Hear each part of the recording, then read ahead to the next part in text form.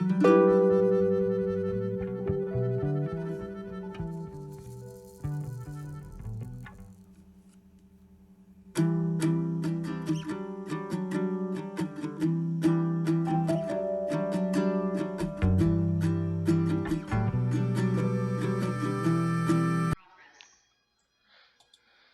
tal amigos? ¿Cómo están? Bienvenidos a su programa Sin Parentesco. Bueno, en esta sesión, como siempre, acá llevándoles un poco de cultura y entretenimiento, Wilmer Mejía Carrión y... Carlos Mejía Cáceres. Gracias, Wilmer. Pues siempre, como tú lo has dicho, tratando de llevar un poco de discusiones, ¿no? Relacionadas con la cultura, con la ciencia, con el arte, ¿no? Algo que nos apasiona y que apasiona pues a todos aquellos que están involucrados en el conocimiento y en el querer aprender más, ¿no? Y nosotros pues tenemos hoy la grata presencia de David Nievas, ¿no? Desde España, nuestro gran amigo historiador que ya en una oportunidad estuvo en una edición anterior, ¿no? Y creo que en estos conversatorios internacionales, cuando tenemos amigos así de diferentes países, creo que las versiones que podemos propalar o en todo caso que podemos nosotros compartir son más objetivas, porque eso es lo que queremos nosotros dentro del contexto de sin parentesco, ¿no? La objetividad basada en la investigación, Así ¿no? es, Claro, y la tratamos de hacerlo. subjetividad, claro, Wilmer, y la subjetividad tal vez vinculada al arte, mayormente, ¿no? Sí, Pero bueno, en ese ámbito, ¿no? Un poco así subjetivo del es, arte. así ¿Qué tal, es. David? ¿Cómo estás? Cuéntanos un poco Bien, bien, muy cómo te bien. va allá en Gracias España. por nuevamente por invitarme y estar aquí con vosotros. Para mí siempre es un placer. Yo la verdad es que algunos de los programas que vosotros hacéis, aparte de este y tal, me lo he escuchado por la temática y tal, me ha interesado y yo creo que hacéis un buen trabajo. Así que nada, Artesanal, artesanal, ¿no, Wilmer? Sí, Artesanal, ¿no? sí, artesanal desde nuestras sí, bueno. limitaciones, pero ahí Claro, claro. estamos. Bueno, A ver. vamos a ver, la divulgación pues tiene muchos niveles, ¿no? Y yo creo que yo lo practico mucho también, lo que yo llamo la divulgación a pie de calle o Ujú. sencilla, etcétera, que se hace desde abajo, por así decirlo, y llega también a la gente que más necesita que las cosas se las expliquen de una Claro. manera, mm, bueno, pues sin ambajes, sin florituras, sin nota al pie en formato ISO, ni citas de autor, etcétera, etcétera, pues es importante, ¿no? Es importante, claro que sí, porque lo que queremos es realmente, pues, en el caso de la ciencia, buscar la objetividad, como le dije hace un momento, ¿no? Quitarnos un poco las vendas del fanatismo que a veces es producto de qué, de una limitada visión, ¿no? Entonces, a eso vamos, ¿no? En realidad. Hoy nos congrega un tema muy interesante, el siglo de oro español, ¿no? Así Creo que es. esto lo podemos abordar desde varias perspectivas, ¿no? Varias aristas, como de repente desde el Sí, mundo artístico, también desde el mundo económico, porque todo creo que influye en estos tiempos cuando podemos hablar de España como el imperio, ¿no? El imperio sí, español. ¿No? Dinos algo para ir empezando con este gran tema, David, sobre el sí. siglo de oro español. Tradicionalmente lo que se llamaba siglo de oro era únicamente, se circunscribía a una etapa muy concreta de lo que se llama el manierismo barroco El barroco. y luego pues, toda la extensión que tiene el barroco con el churrigueresco, etcétera, tanto en el plano literario, ¿no? Como en el plano de otros fenómenos anejos, ¿no? Como la arquitectura, la música, etcétera. Hoy en día, pues bueno, se ha ampliado un poco más el término y en general abarca incluso, bueno, etapas anteriores, como la que se conoce como la del Renacimiento español, que no es lo mismo que la del Renacimiento italiano. Ese es que el Renacimiento italiano para 1530 ya más o menos está eso terminado, ¿no? Y tiene un montón de siglos anteriores, la Edad Media, el siglo XIV, siglo XIII, siglo XV. Ujú. Pero bueno, en el caso de otros países como Francia, Inglaterra, España, etcétera, tiene lo que se llaman estos renacimientos tardíos, ¿no? Pues también incluiría esa etapa y otra inmediatamente anterior, más o menos en el reinado de los reyes católicos, que es lo que se llama el prerrenacimiento, ¿no? El Renacimiento. Y bueno, ahora mismo, pues bueno, se lo estudia como un fenómeno de amplio espectro en el que, bueno, pues se incluyen un montón de cosas, ¿no? Se incluyen también la ciencia, tecnología, lo que se va a producir muy importante todo lo que se llama el intercambio colombino, ¿no? Llegan técnicas, cultivos y todo tipo de, bueno, tanto de saber como de material, ¿no? Y se va a trasladar no solo desde el continente americano hacia el europeo y viceversa, sino que también a través de estas rutas que se van a abrir hacia Asia, pues existe toda una interconexión, ¿no? A nivel global. Ya sabéis que, por ejemplo, en Corea, pues el chile, el pimiento rojo novohispano, llega allí y se convierte en un ingrediente fundamental para el plato nacional, ¿no? Que es el kimchi. Y como eso, pues podríamos hablar de un montón de cosas, ¿no? Del fenómeno de los mantones de Manila, del surgimiento del estereotipo de la China poblana en México, de los culís, ¿no? Esos trabajadores que van a terminar llegando a Hispanoamérica y que se van a multiplicar incluso en el siglo XVIII, XIX y siglo XX, ¿no? Bueno, eso es un fenómeno, bueno, pues que es complejo, es largo e incluye muchas facetas, ¿no? Por ejemplo, las áreas culturales que más se han comentado siempre son la literatura, las artes plásticas, la música, la arquitectura. Y también el surgimiento de nuevas ideas en el seno de algunos centros educativos como la Universidad de Salamanca o la de Alcalá de Henares, ¿no? Con todo este tema del humanismo cristiano, de luego el revulsivo que va a suponer la reforma y la contrarreforma a través del concilio de Trento, ¿no? Y como, bueno, esa serie de ideas filosóficas van a ir cambiando bastantes cosas, ¿no? Hay un detalle. A ver, sí. No quiero que esto sea un monólogo mío. Dime. No, hay un detalle que a veces a nosotros nos intriga un poco investigando, ¿no? Sobre esta historia. Son los reyes católicos, en el momento de la Reconquista, los forjadores de toda esta época, porque acuérdate que España durante la Edad Media era una serie de reinos en los cuales había enfrentamientos constantes, ¿no? Inclusive todavía está la ocupación arábiga, ¿no? Y coexisten hasta tres religiones, ¿no? Tres religiones en la misma península ibérica, ¿no? La religión musulmana, el catolicismo y el judaísmo. Entonces, como que esto, en cierta medida, buscó cierto equilibrio en algunas zonas, pero para algunos autores, leyendo, fue una traba, como para no crecer en dimensión como después lo hizo. Ahora, durante la llegada de los reyes católicos y la expulsión, ¿no? De todo esta otra versión de la cuestión de las creencias o la religión de los judíos y también de los musulmanes, como que eso aceleró el crecimiento.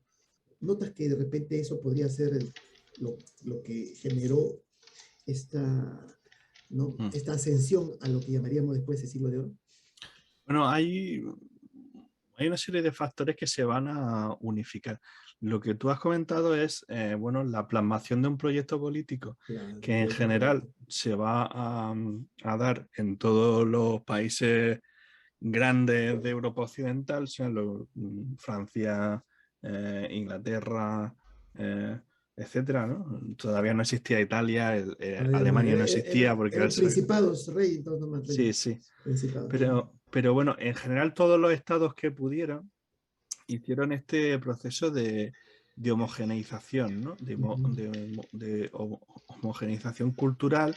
También intentaron tener una homogeneización legislativa en materia económica, eliminando la aduana, los aranceles interiores que existían entre los diferentes reinos, condados, etcétera. Y bueno, esa es una de las ramas, ¿no? Otra, bueno, es un auge de la población. Tenemos una situación que es la de mediados del siglo XIV, en la que se producen los grandes ciclos de la peste negra, acompañada de una serie de hambrunas, ¿no? Y en el siglo XV lo que va a pasar es, bueno, se va a recuperar la población en Europa, y también, bueno, van a haber una serie de desarrollos, ¿no?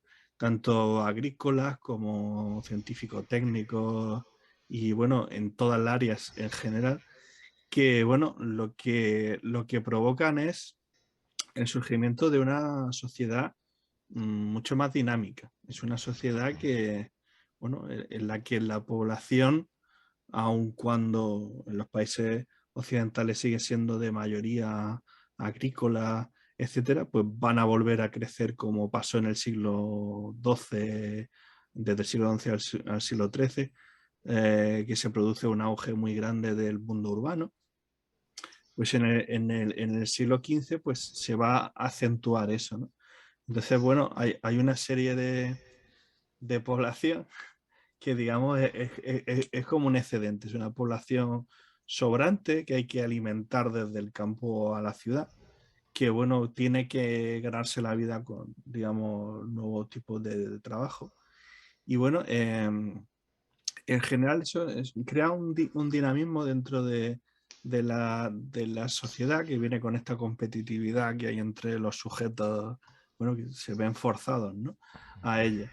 Y bueno, pues se buscan diversos tipos de salida para ese excedente de población, ¿no? Tanto en conflictos internacionales, que cada vez van a ser más frecuentes, como en estas exploraciones que se van a ir dando durante el siglo XV, sobre todo en las potencias atlánticas, bueno, buscando esos nuevos nichos de donde sacar, bueno, las materias primas que necesitaban, y sobre todo conseguir aquellas que eran de mayor valor, ¿no? Estamos hablando de los metales preciosos y de las especies, y de ahí viene pues todo el tema de las exploraciones portuguesas y castellanas en África, de las continuaciones de las exploraciones que se van a dar de la ruta norte, que se va a redescubrir intentando, bueno, en general, alcanzar un estatus de comercio directo, ¿no?, entre los centros productores de Asia y los europeos, que en ese momento pues se vieron amenazados por un factor que es el auge del imperio otomano, lo que llamaríamos los turcos, ¿no? Bueno, se produce una exclusividad, se cerran los puertos, etcétera, solo para el comercio musulmán. Hay una serie de intermediarios muy puntuales, como son la República de Venecia o Génova o el Egipto de los mamelucos. Pero en general, bueno, esta sociedad que ha crecido tanto, que se está expandiendo tanto, pues bueno, va necesitando de romper los moldes, ¿no?, que le están constriñendo, y están haciendo pues que, bueno, que a las formas que hasta ese momento se han dado, pues bueno, empiezan a ser cuestionadas también de modo interno, pues con una serie de evoluciones en la línea de pensamiento, ¿no? Ya se camina en este periodo de finales del XV, principios del XVI, hacia este humanismo, ¿no?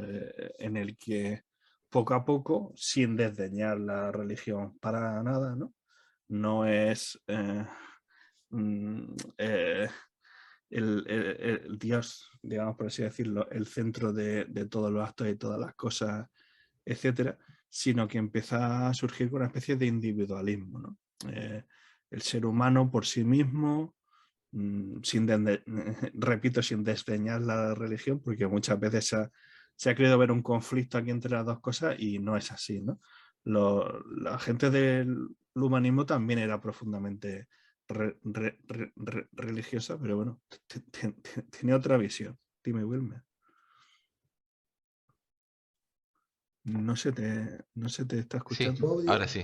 Es A ver, interesante dime. lo que mencionas sobre la religión, porque acá mismo yo recuerdo que en la secundaria, cuando hablábamos de justamente del Renacimiento y de todo esto, como que se deja entender, y algunos profesores inclusive lo dicen directamente, ¿no? Que hay un corte entre la ciencia y la religión, ¿no? Entonces, Mm. pero luego cuando uno empieza a ver y a leer a los autores y este periodo, en realidad no hay un corte tajante, ¿no? En realidad, si bien es cierto, hay, digamos, un antropocentrismo y Sí, se deja a un lado lo que es, digamos, a Dios como centro. Sin embargo, eso no quiere decir de que la sociedad se va a volver atea, ¿no? O no religiosa, sino simplemente de que hay un cambio de paradigma, pero este cambio de paradigma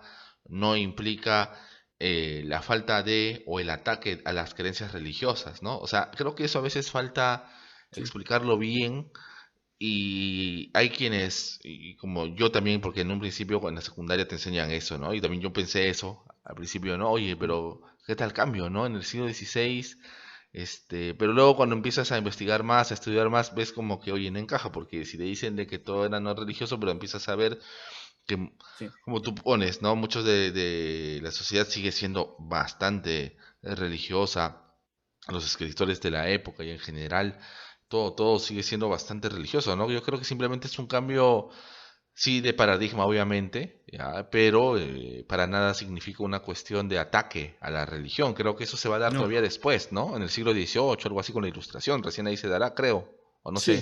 sí, sí. Todo este proceso de estas personas que, bueno, son encausadas por la Inquisición cuando Ujú, están realizando estas investigaciones científicas, etcétera. En muchos de estos casos lo que pasa realmente es que, bueno, si uno bucea en las causas concretas que se, que se dieron en ese momento, ¿no? ujú, Para el que se encausó a tal o cual persona, realmente son cosas muy por así decirlo, de procedimiento, ¿no? O de dogma, en el sentido de hay alguna declaración concreta de ese personaje que molesta a la autoridad religiosa, no en general muchas veces la teoría en sí, ¿no? Y eso es lo que se persigue, ¿no? Realmente, por ejemplo, cuando se desafía el modelo heliocéntrico, la cuestión es que, bueno, a las personas como Copérnico, como otros que, bueno, tienen problemas con este tema, no es tanto que venga una junta de gente y diga, bueno, es que estás haciendo una teoría que desafía los conceptos religiosos, ¿no?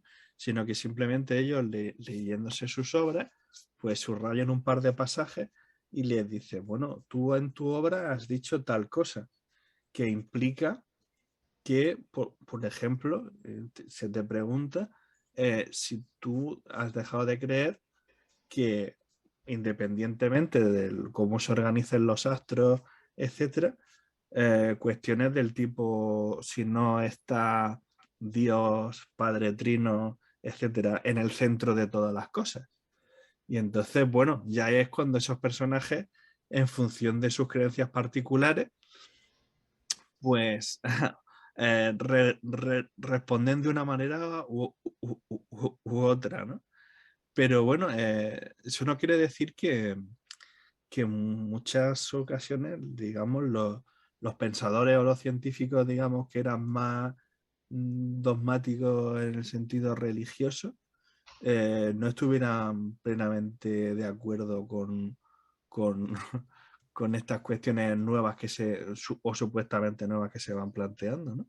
Aquí el ejemplo paradigmático, por ejemplo, estaría que se ha comentado muchas veces siempre en bueno, los viajes de Colón y la teoría esta de que supuestamente alguna gente creía que la Tierra sigue siendo plana, etcétera, etcétera. Y eso es una estupidez, ¿no? Lo que se discute, de hecho, en las juntas que se hacen para revisar este proyecto es que efectivamente gente como Colón estaba usando datos incorrectos, ¿no?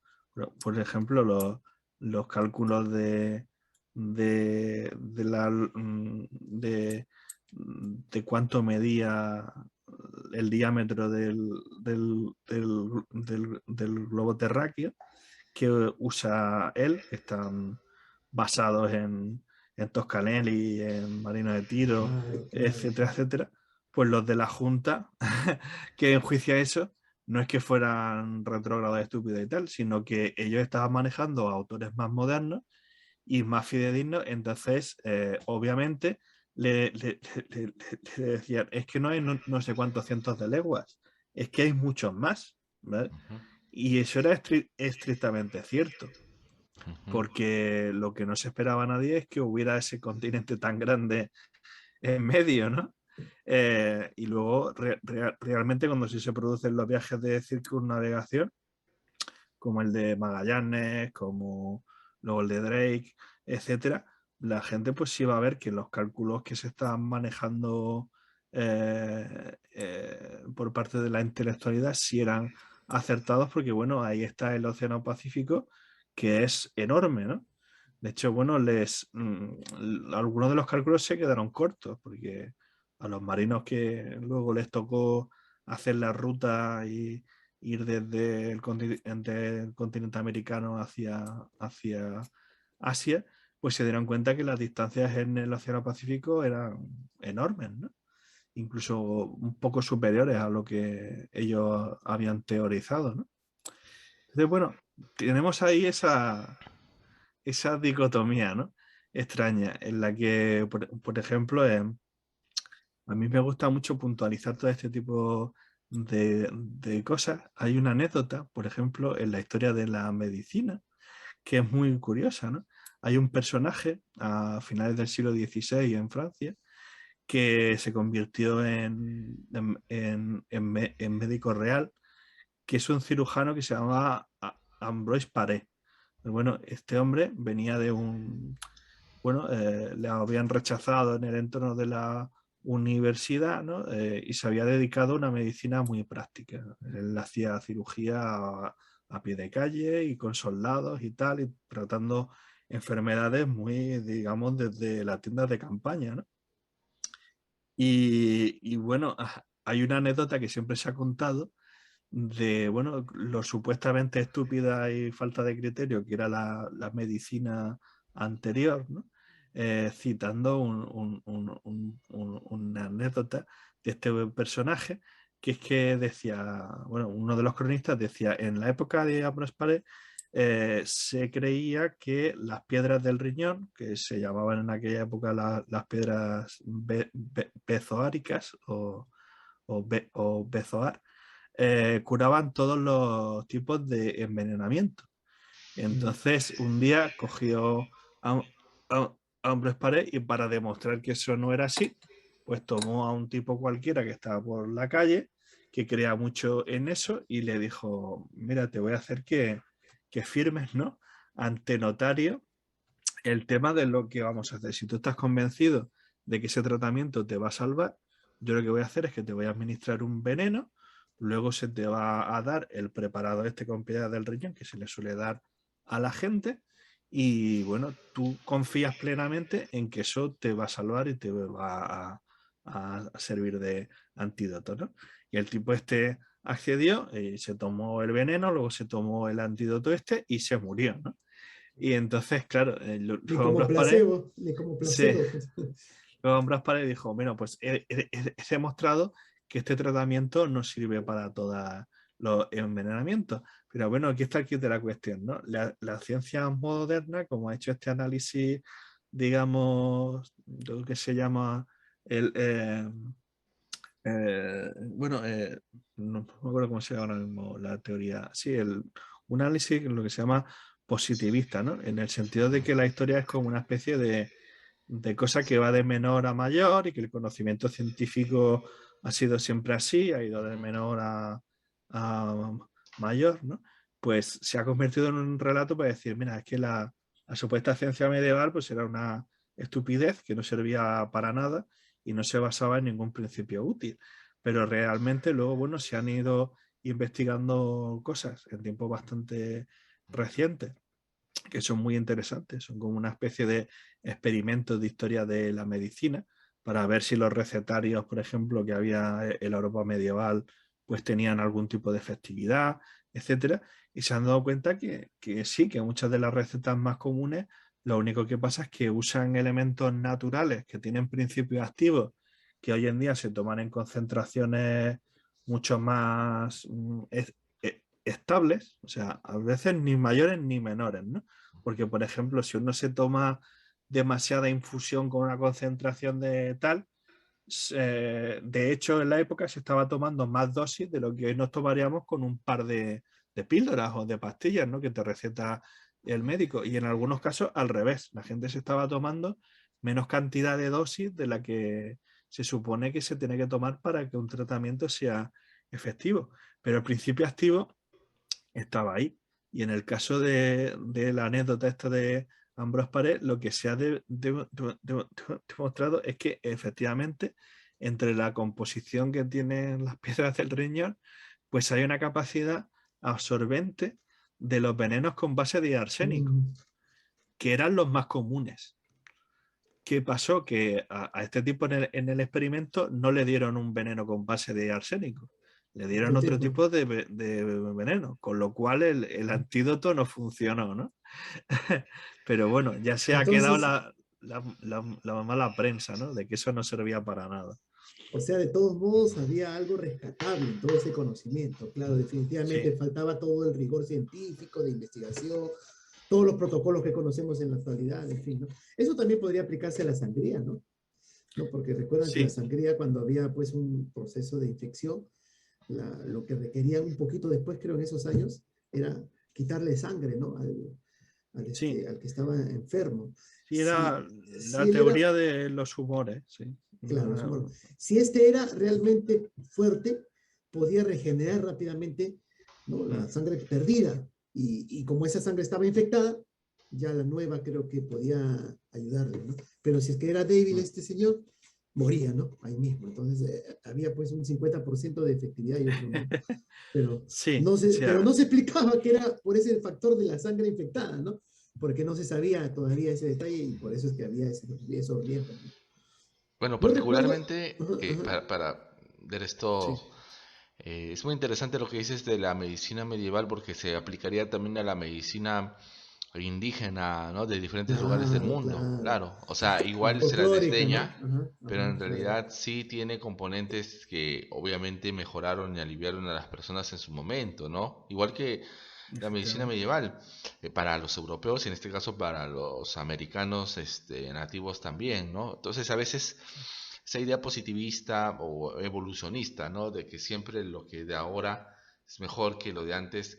Bueno, claro, en cierto punto sí, pero tampoco no es tan tajante la cosa, ¿no? Porque en Sí, realidad ya ha así habido es. ciertos, como tú has visto, Altibajos. ¿no? Así es, altibajos, así es. Y Sí, bueno, pero sigamos con el sí, Sí, siglo de oro. volvamos al siglo de oro español, porque nos hemos ido un poquito en las aristas interesantes también. Así es.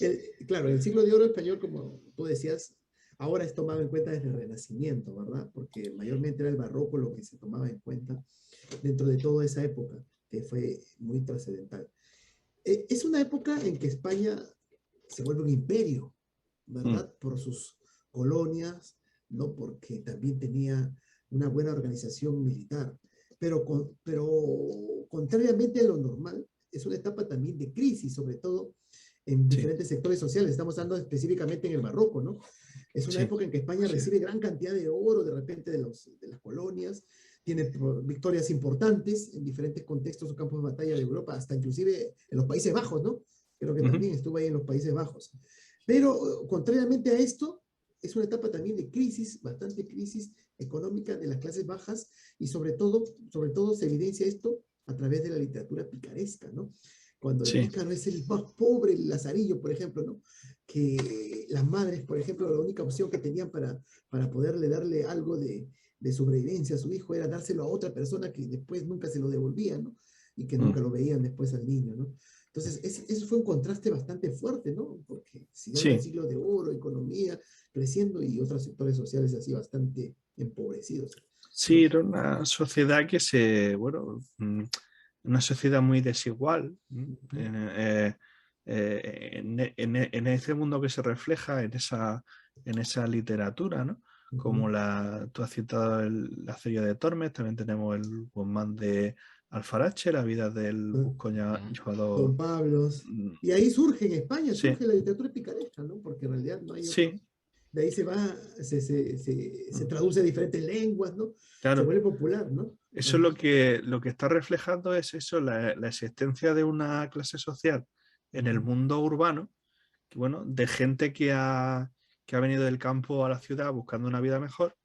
Y claro, la ciudad no tiene la capacidad de absorber a toda esa población y darle, digamos, un trabajo honrado, decente, etcétera, ¿no? Porque, bueno, tenemos que tener en cuenta que lo que era todo el trabajo cualificado, pues casi todo estaba encuadrado dentro del mundo de los gremios. Y era un mundo que no era demasiado aperturista, en el sentido de ellos contrataban a una serie de ayudantes, personas y tal, que desempeñaran los trabajos más básicos a criterio de las necesidades de lo que necesitaban los maestros gremiales, etcétera, pero eso excluía a una mayoría de la población que se tenía que dedicar a cosas mucho más prosaicas, como la venta ambulante, como ser mozos de carga, ¿no?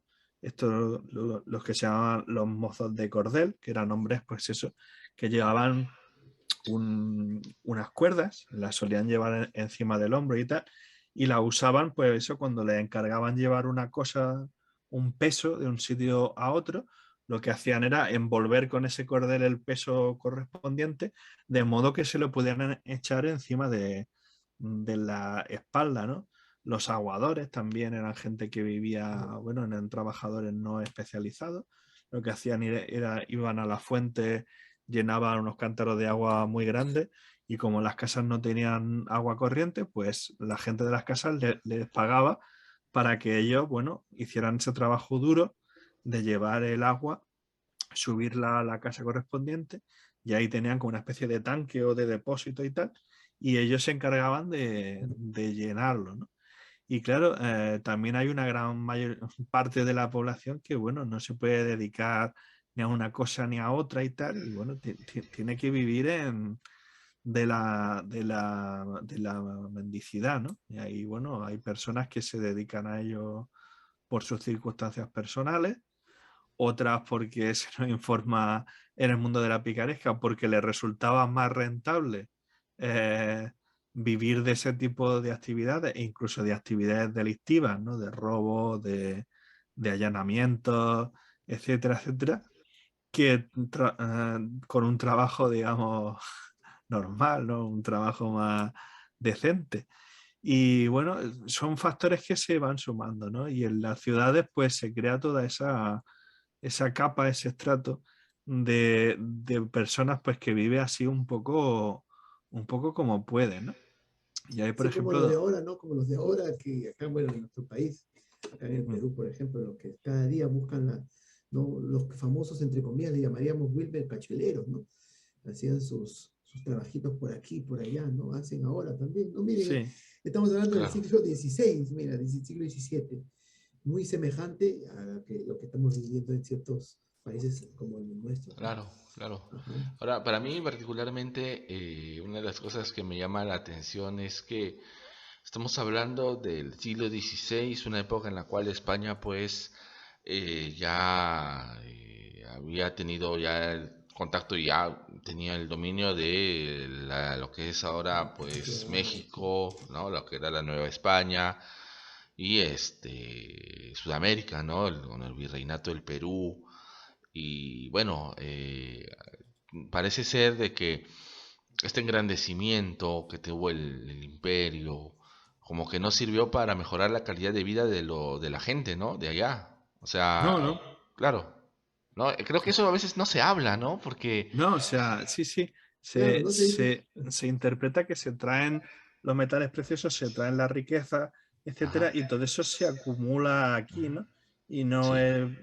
es estrictamente cierto. Ajá, Eso no es es. estrictamente cierto, así es. Porque lo que pasa es que, bueno, sobre todo en el periodo ya cuando están gobernando los Austrias, ¿no? Carlos V, Felipe II, Felipe III, IV, etcétera, la monarquía está inmersa en una serie de conflictos y de proyectos que tiene, tanto de ampliación Ujú. bueno, de cuestiones militares, ¿no? De la flota, de los sistemas defensivos que van a tener que hacer en puertos y en zonas fundamentales ante el ataque de terceras potencias, tener que sufragar las guerras que ellos tenían, tanto bueno, en lo que habéis citado en los Países Bajos, que entonces se llamaban Países Flandes, Bajos. como Flandes, claro. contra los El cerco de otomanos, Flandes. Ajá. en Italia, contra los alemanes en algunos momentos y tal. Los portugueses también acá en el Nuevo Mundo. Sí, sí. Totalmente. En el siglo XVII pues hubo una guerra bastante grave contra los portugueses, ¿no? Y la invasión esta francesa que va a haber en connivencia con los que se van a alzar en Cataluña, etcétera, ¿no? Pues son todos problemas muy acuciantes para la monarquía. Y entonces ellos lo que hacían siempre era pedían dinero prestado a los grandes banqueros europeos, de modo que muchos de los cargamentos que llegaban de oro, plata, etcétera, pues gran parte de ellos directamente, de hecho, cuando llegaban a Sevilla, pues bueno, se descargaban, se contabilizaban, etcétera, y la parte que le correspondía a la monarquía, pues mucha de esa parte, pues, 2 o 3 días después, se montaban en un barco y se llevaban a Génova. O sea, Genoveses. ese oro, esa plata ya estaban gastados Ya estaban Ujú. antes de que gastados. llegaran ni siquiera, ¿no? Muy parecido, Wilber, a lo que sucedió aquí en la prosperidad falaz, ¿recuerdas? En el siglo XIX, ¿no? Acá Sí, el guano algo similar, Egipto. ¿ah? Es muy Hay similar, ¿ah? Muy similar, ciertas bastante, cosas. bastante semejanza. Y claro, acá sucedió en el siglo XIX, ya cuando estamos hablando de los tiempos de la República, ya, ¿no? Sí, sí, así es. No, Pero pero también, yo particularmente ahí me parece muy interesante eso porque una de las cosas que creo yo impulsan hasta inclusive la leyenda negra y toda esta cuestión es que se hace pensar que automáticamente España se volvió rica con... claro, claro. Entonces, ¿y qué pasa? Que eso sustenta un mito que es que los europeos, todos, ¿ah? O sea, desde el campesino más pobre hasta el rey, algo así, ¿no? Como en general España como país Ujú. gozó de un gran nivel de vida y esto gracias al oro americano, ¿no? Pero en realidad el campesino pobre, antes del descubrimiento de América y después, seguía siendo pobre, ¿no es cierto? O Sí, sí, sea, así es. no se benefició de ese oro, ¿no? Porque yo a No, veces cuando comento esto, o sea, todavía me encuentro mucho de esta cuestión de que, de hecho sí, sí.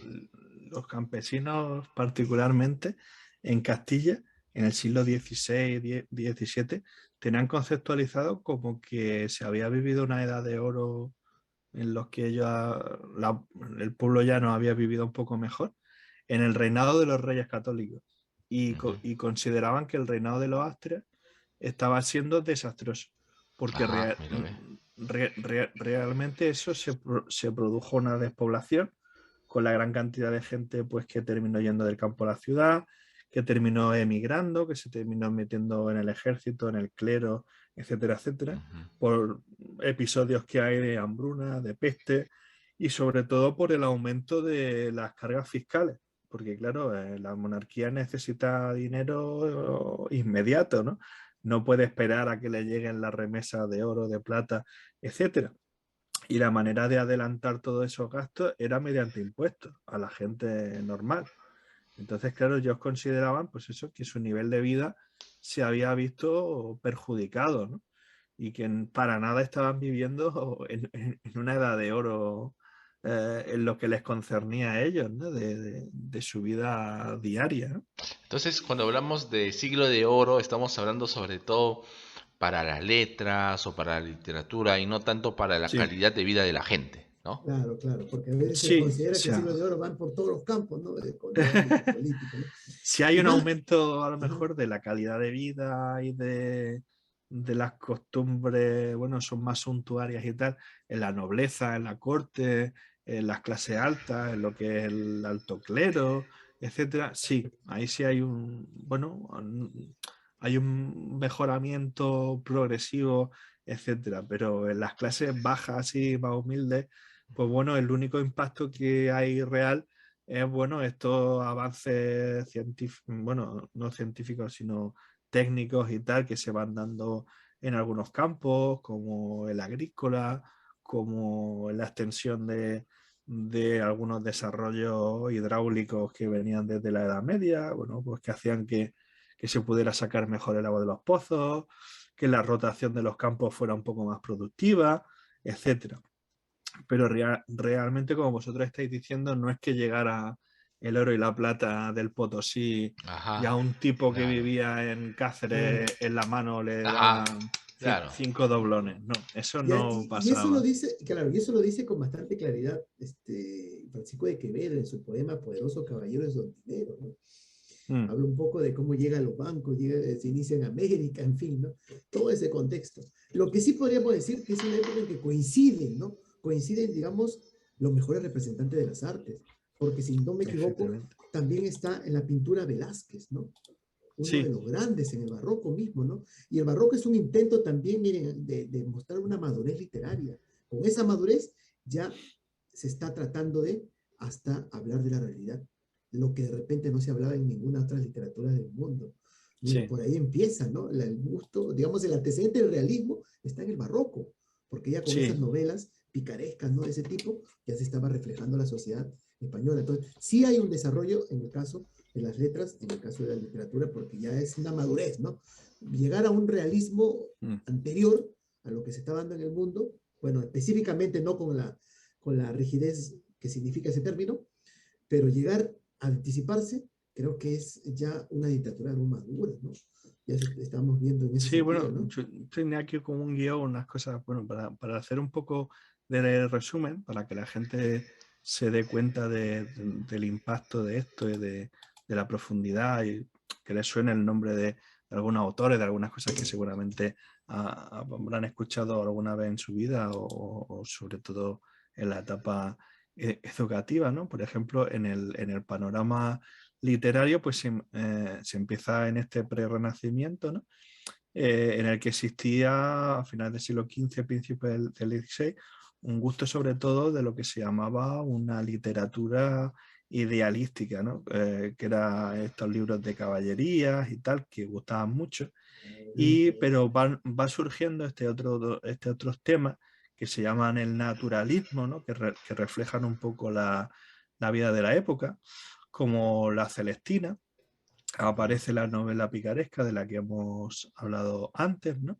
Y se va abriendo camino a lo que se llama la novela polifónica o la novela moderna, que uno de sus mayores exponentes es el Sí, Quijote, ¿no? el Quijote Que de la toca Mancha. una gran diversidad de temas, de personajes, etcétera, ¿no? Es una cosa muy compleja, que no solo va Claro. sobre la vida, sino que hace reflexiones, hace alegorías, Hay hace... historias sobre historias y todo. Claro, esa es una novela distinta a lo que se había visto. Entonces, esa es la novela moderna, ¿cierto? ¿No? Con ese tipo de personajes, de ambientes, de cambios, en fin. Interesante eso. También el drama, David, ¿no? Porque estamos Sí, hablando de la mezcla, ¿no? Porque el antecedente es la tragicomedia, ¿no? Que no es exactamente una tragedia ni una comedia, es un término medio que más adelante se llamaría el drama, ¿no? Y el mm, drama está bien llevado por Calderón de la Barca, por Tirso de Molina, por Lope de Vega, ¿no? Todo esto creo que está bien sí. configurado en España, ¿no? En esos Si hay años. una... En este siglo lo que se produce, bueno, se va pasando de una tradición que había que se llamaba los autos sacramentales, Los que autos eran sacramentales, claro. unas escenificaciones teatrales que tenían un componente Muy religioso, religioso, moralizante claro, muy claro. fuerte, etcétera. Y bueno, se van incursionando nuevos temas, sobre todo con estos autores ya del manierismo, del barroco, como Lope de Vega, como Tirso de Molina, Pérez de Guevara, Mira de Amezcua, etcétera, ¿no?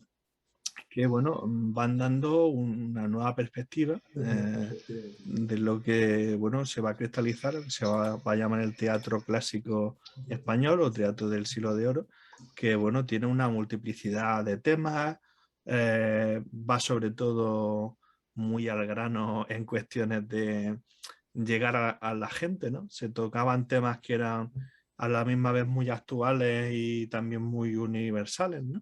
Aquí esto es muy parecido al teatro que va a haber en Inglaterra, ¿no? Con autores como Shakespeare, ¿no? que los ingleses están muy orgullosos de todo eso, etcétera.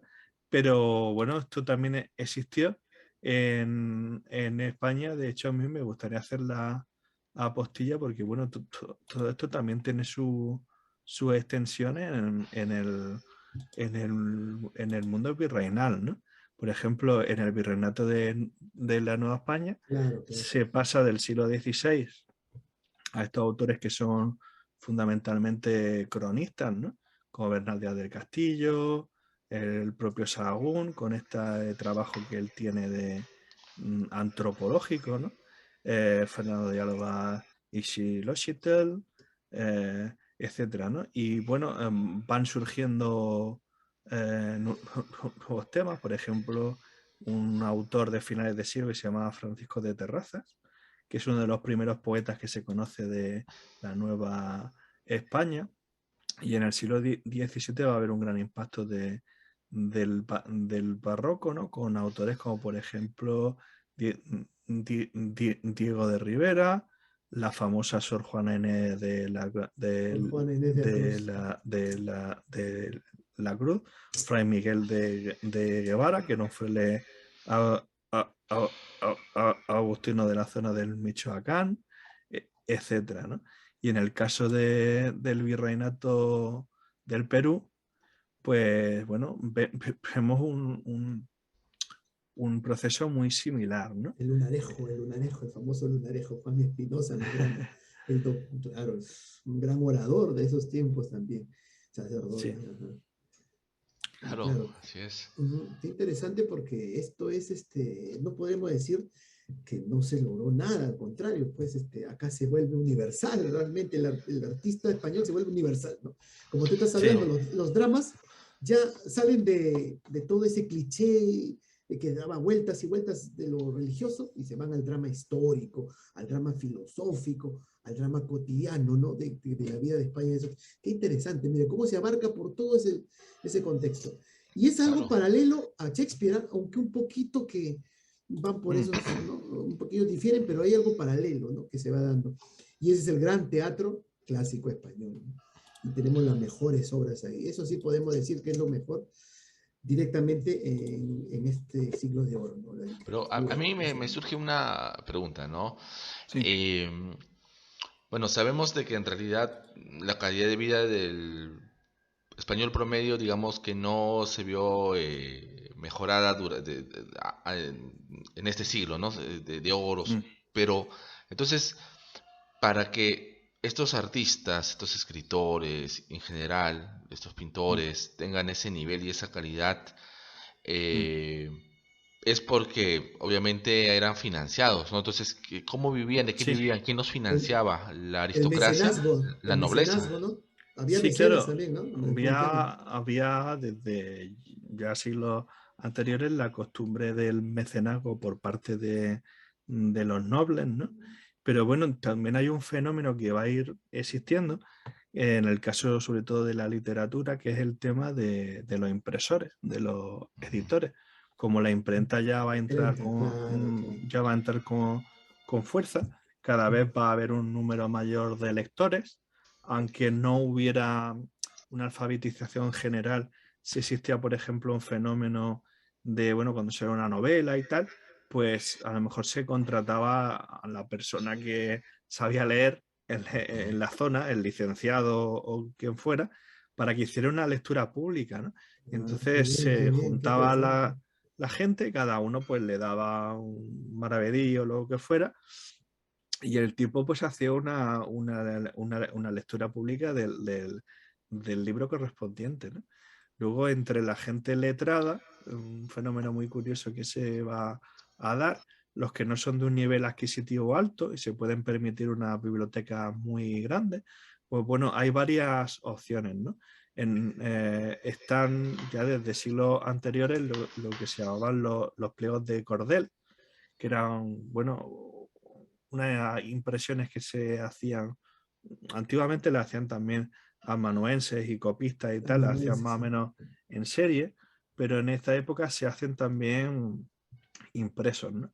Pero esos impresos no están encuadernados, simplemente se venden en unas colecciones de folios sueltos que están cosidos entre sí, ¿no? Con un cordel en el lomo, y por eso se Qué llaman pliegos interesante, mira, qué interesante. de cordel.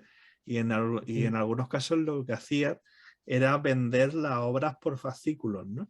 Entonces, si tú querías la obra completa de tal, pues tenías que ir hablando con Qué ese tipo interesante, qué interesante. y primero le compraba un fascículo y 2 meses después le compraba el siguiente, y ya la persona que, bueno, ya había conseguido el fascículo completo ya podía ir a un encuadernador si quería Estaba completo, ya estaba todo ya, lo encuadernaba, Sí, sí. lo empastaba.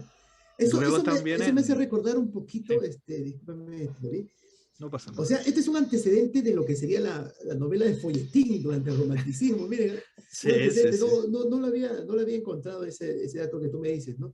Es un Sí, antecedente real, ¿no? De la novela de folletín que aparece con bastante fuerza en el siglo XIX durante el romanticismo, ¿no? Las novelas románticas que por ciertos ciclos, ¿no? Se iban sacando por capítulos. Qué sí. interesante, ¿eh? Y De había ese hecho, contexto. también se produce otro fenómeno muy curioso, que es el de los círculos de lectores, ¿no? Que son, bueno, agrupaciones de personas que a lo mejor tienen una clase social baja o incluso media, etcétera, no pueden tener una biblioteca de 100 libros.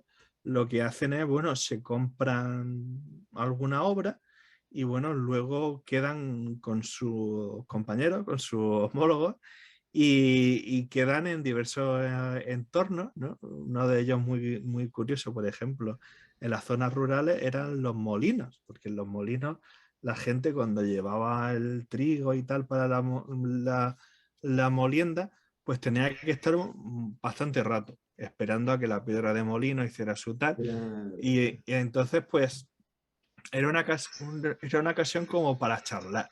Entonces socializaban con el molinero, con el otro tipo que estaba esperando en la cola para moler sus sacos, ¿no? Y ahí se aprovechaba, por ejemplo, para hacer estos intercambios, ¿no? Entre los lectores.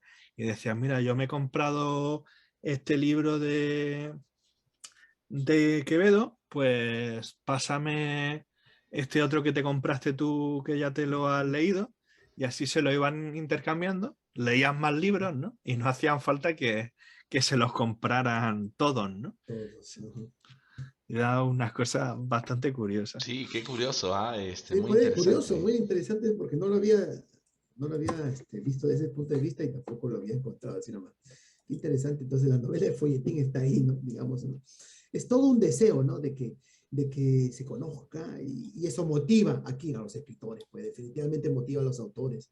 Por eso es que ellos dan sus mejores obras, ¿no? Y logran trascender, ¿no? En este contexto de todo el siglo de oro, ¿no? Mm, Luego del siglo de oro, David, creo que en España entra en un periodo ya de crisis, ¿no? Porque se habla sí, también del periodo afrancesado, ¿no? Más o menos a las finales, ¿no? A finales del siglo de oro, sí. ¿no? Y, Ah, ajá, sí, hay varias tendencias, ¿no? Por ejemplo, en lo que es la pintura y la escultura, sí que es verdad que va a haber un periodo que va a ser muy plenamente eh, autóctono, ¿no? Todos estos, bueno, las diferentes corrientes artísticas van a llegar en un primer momento, muchas de ellas desde Italia, ¿no? Como el manierismo, como el propio barroco, etcétera. Lo que pasa es que, bueno, tanto en España como en los territorios virreinales se les va a dar un carácter propio y diferenciado.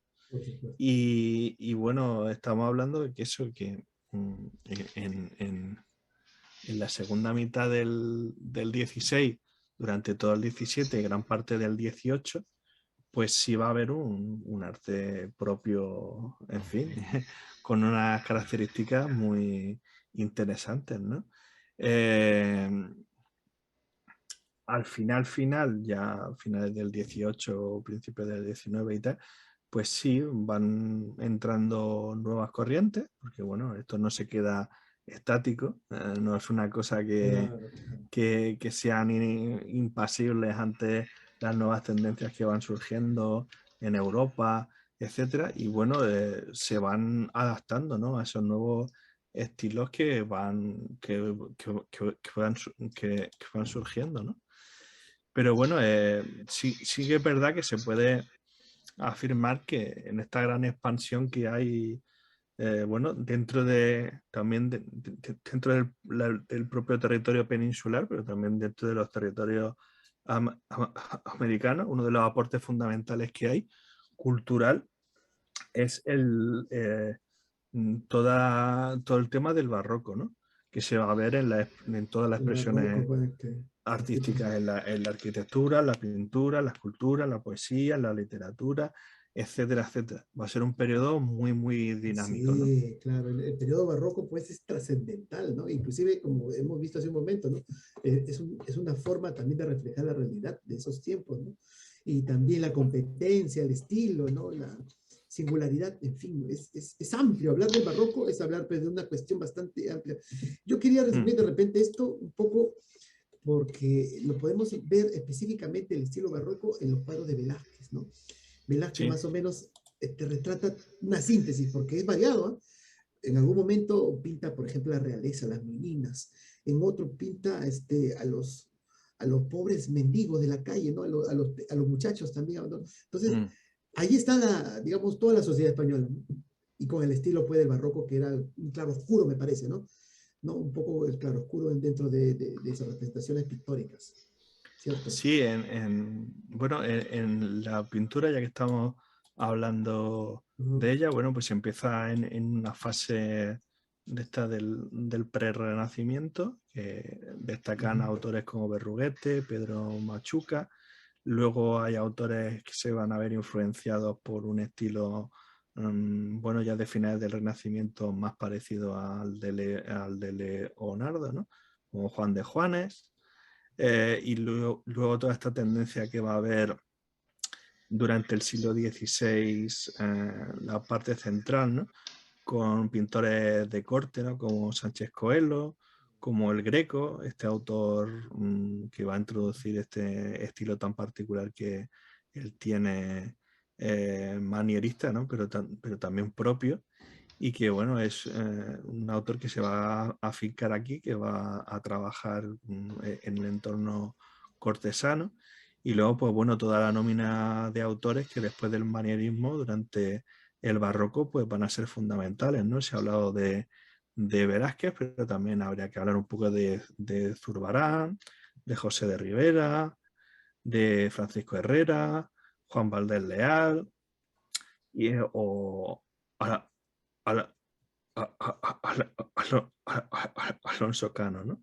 Luego ya en el 17 ya propiamente dicho, pues tenemos un montón de autores, como Juan Carreño de Miranda, Vicente Carducho, un fray de Cartujo que se llama Fray Juan Sánchez Cotán, que se dedica sobre todo al bodegón, un Los bodegones, paisajista. las Sí, pinturas de bodegones, esos que colocaban frutas, ¿no? Jarras de repente en una mesa, le llaman sí, sí, bodegones, sí. le llaman esas. Y Claro, luego, pues, eso surge en el barroco porque no era algo nuevo, no era ese estilo de bodegón. Y luego, por ejemplo, pues, bueno, una de las escuelas de pintura más interesantes que va a haber, y se va a hacer mucha ostentación de ello, sobre todo había un autor que no me acuerdo quién era, que decía, Carlos III, que bueno, que él no tenía envidia de pintores extranjeros, ¿no? Porque en las colonias él tenía gente como como grandes exponentes que había, por ejemplo, de la escuela de pintura cusqueña o de Cusqueña, la, justamente, en el o barroco. de la quiteña, ¿no? Sí, ajá, claro. Ahora, algo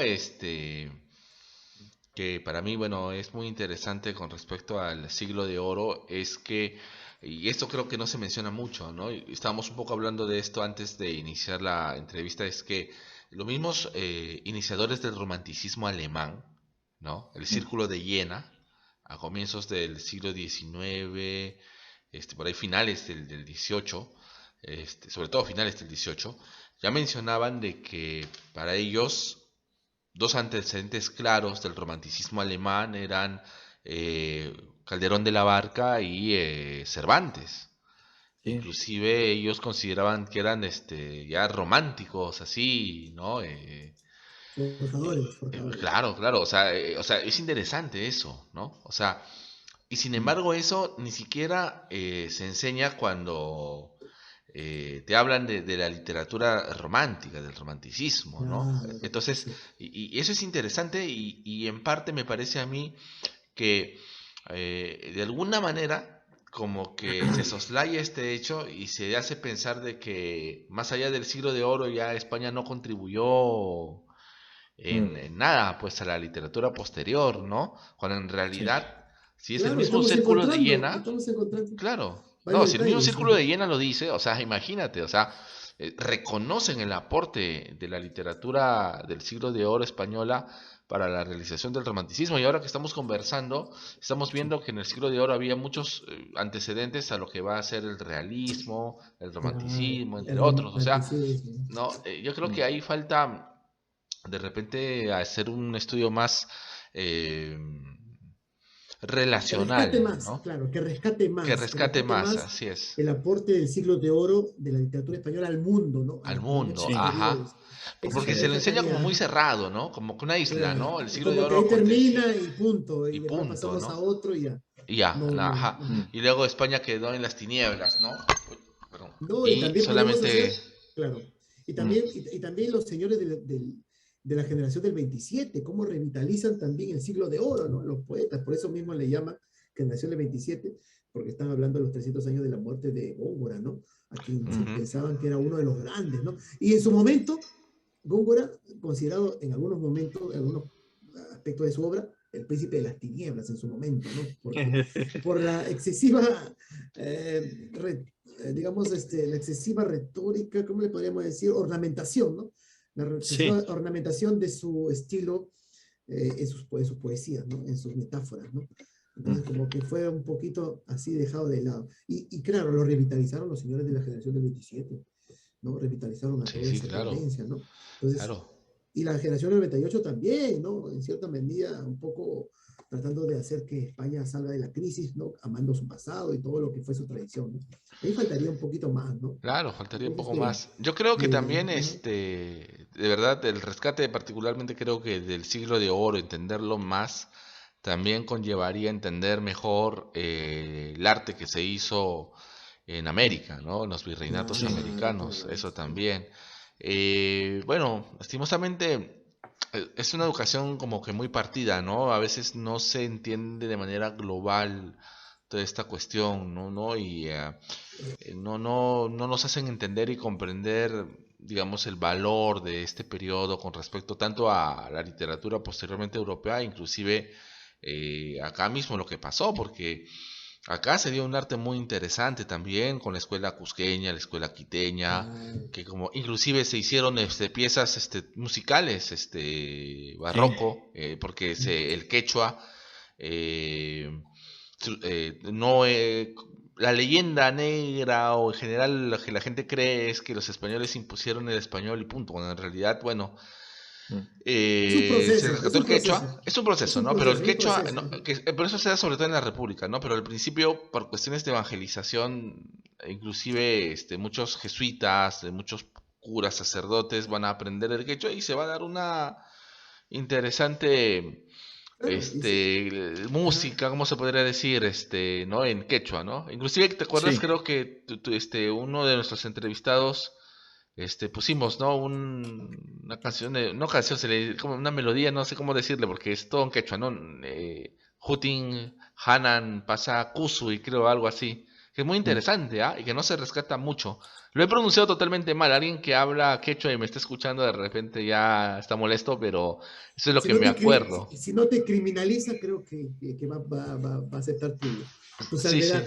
Si no te Sí, sí, sí, pero criminaliza, algo creo así me que... acuerdo que era. ah, Pero es muy interesante. Bueno, se nos acaba el tiempo. Realmente así ha es. sido una charla muy Muy amena, interesante. muy interesante, porque a mí particularmente me gusta mucho la literatura. Y el Siglo de Oro ha sido uno de mis favoritos. Me ha gustado desde el colegio, en la secundaria me hicieron leer a un poco fragmentos de Calderón de la Barca con La vida Calderón es de la Barca. sueño. No, El ese es monólogo de clásico. Segismundo, el clásico monólogo de Segismundo, ¿no? Claro, el clásico Ya me acuerdo. monótono, Sí, porque sí. la vida es sueño y los sueños son, ¿no? Algo así. O la pregunta que hace, ¿por qué todos tienen libertad, no? La Ajá, sabes todo y yo aquí Mm, encerrado, ¿no? claro, Grande, claro. grande, pues, Calderón, ¿no? No, Calderón sí, de la Barca ha sido un grande. Bueno, así entonces es. amigos, de verdad, ha sido un gusto estar, David, de verdad, muy Un agradecido gusto por realmente, ¿no? estar A acá. vosotros. Esperamos tenerte en otra edición hablando de otro tema muy interesante. Y bueno, Ujú. amigos, Carlos, unas últimas palabras. Muchas gracias, más bien, David, desde allá España. Creo que ustedes están a las 6 de la tarde casi, ¿no? Más o menos, a 5 Sí, de la son las tarde. 7:30, sí. Uy, 7:30 de noche, allá, ya es de noche. Aquí Sí, bueno, nosotros todavía aquí estamos entrando. cenamos a las 8:30, 9, una cosa Ya así. Así justo, que justo ya no. estamos próximos. Muchas gracias, Mm, pues, David, y ha sido muy ilustrativa esta charla, y mm. creo que nos ha desentrañado más cosas que de repente no sabíamos sobre lo que es el siglo de oro. Y qué Así interesante verlo es. de tu perspectiva, ¿no? De alguien que ha estudiado y que conoce mucho sobre esa historia, inclusive de fuentes más fidedignas, porque estás en el lugar específico que es España, ¿no? Allá. Así Muchas es. gracias y pues nos Así veremos es. en una Nos próxima vemos, oportunidad. amigos. Nos vemos hasta la próxima sesión. Nos vemos en el próximo programa. Nos vemos.